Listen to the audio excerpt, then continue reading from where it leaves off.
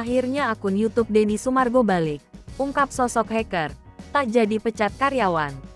Akhirnya akun YouTube Denny Sumargo kembali, setelah beberapa waktu diretas oleh seorang hacker. Denny Sumargo juga telah melaporkan ke pihak YouTube hingga menunggu beberapa hari. Walaupun sudah melaporkan ke pihak YouTube, Denny Sumargo nampak tak bersedih, bahkan ia dan istrinya menanggapi dengan santai. Bahkan Denny Sumargo kala itu tak berharap jika akun YouTube miliknya akan kembali.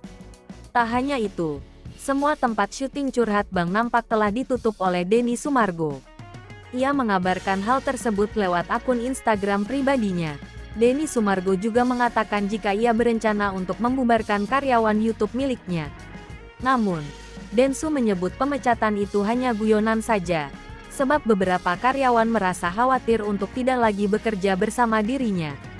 Niat tersebut pun kini diurungkan oleh Densu setelah pihak YouTube Indonesia berhasil mendapatkan akun miliknya kembali. Ia pun menjelaskan proses kembalinya akun yang telah memiliki 3,2 juta pengikut itu. Kendati begitu, Densu mengatakan telah melalui proses yang begitu lama untuk bisa mengakses akun.